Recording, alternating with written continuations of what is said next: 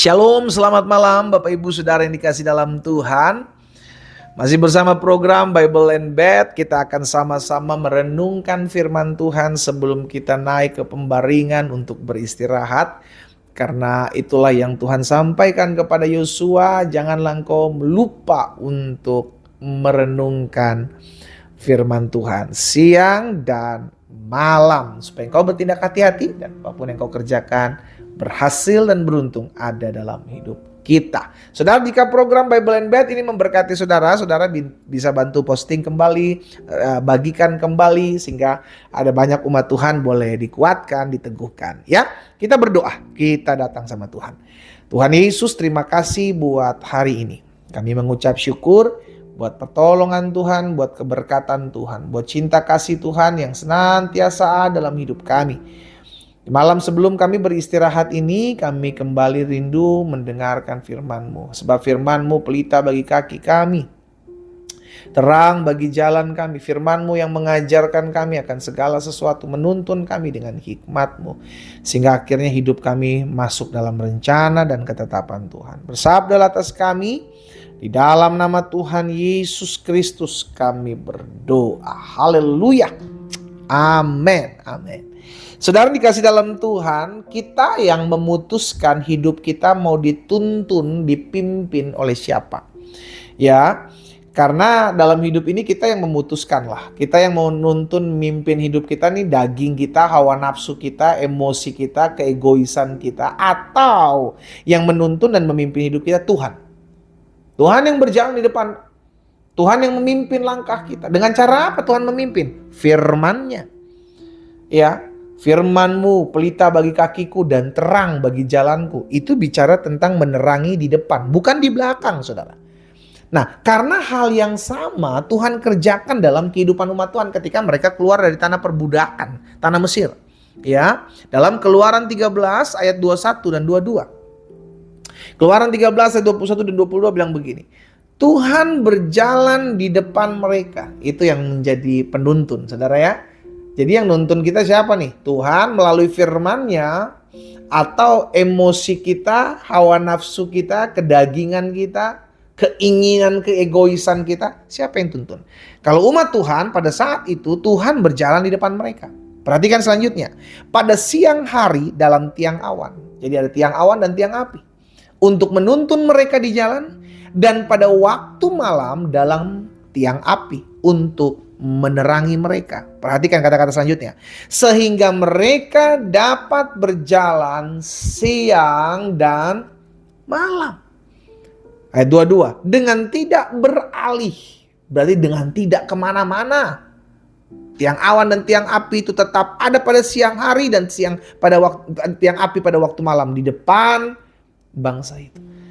Saudara, ketika umat Tuhan keluar dari tanah perbudakan, maka Tuhan menuntun mereka dalam tiang awan di waktu siang supaya mereka bisa berjalan ke arah mana mereka tahu, dan tiang api pada waktu malam supaya mereka tidak kegelapan, tidak kedinginan untuk menerangi mereka di tengah malam hari.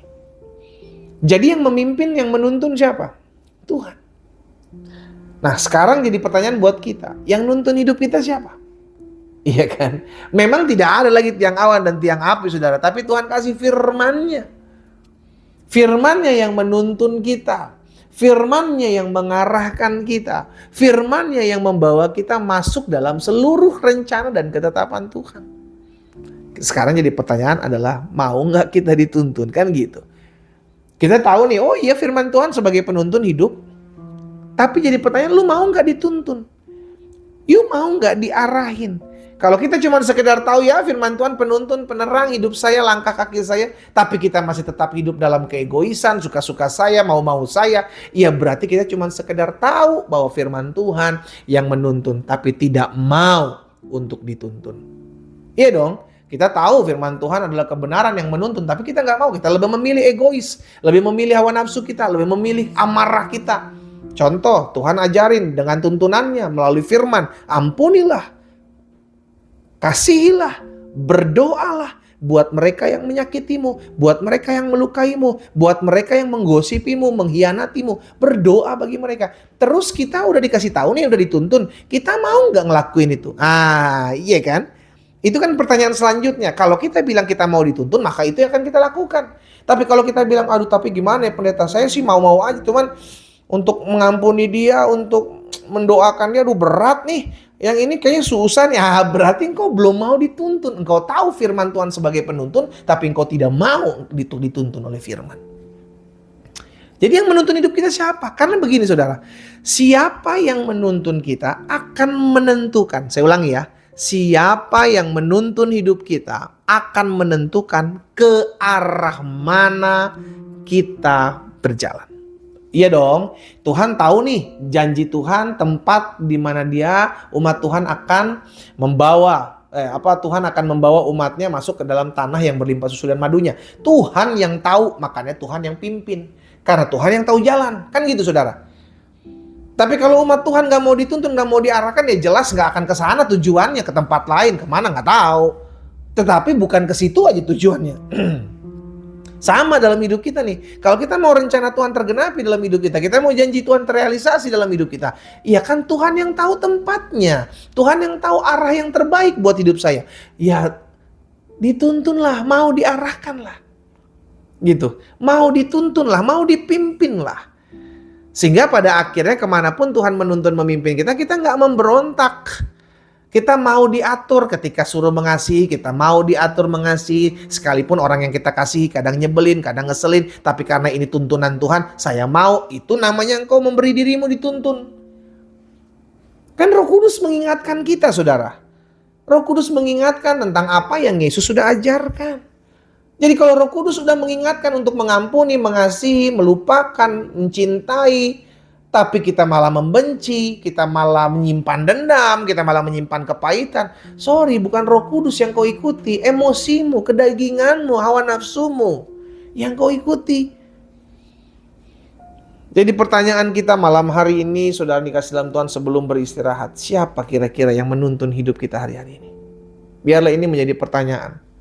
Ya, pertanyaan yang selalu harus ada jawabannya saudara. Kalau engkau tahu firman Tuhan sebagai penuntun dan Roh Kudus yang mengingatkan kau akan tuntunan dan arahannya, maka lakukan. Karena keputusan kita lah mau dituntun atau tidak mau dituntun. Keputusan kita. Dan kita mesti pastikan dan tahu betul bahwa siapa yang menuntun kita akan menentukan hari akhir atau hasil akhir dari jalan yang kita tempuh.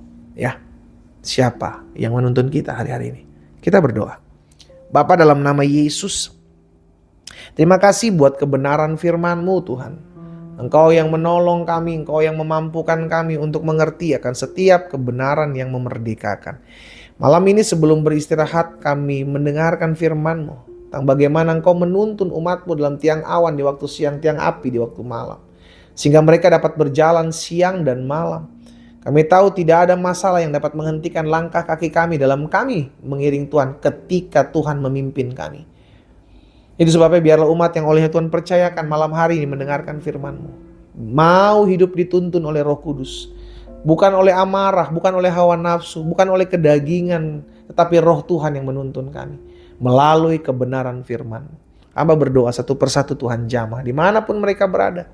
Sehingga firman yang memerdekakan kami menuntun dan mengarahkan kami kepada seluruh janji Tuhan tergenapi bagi kami. Kami akan beristirahat.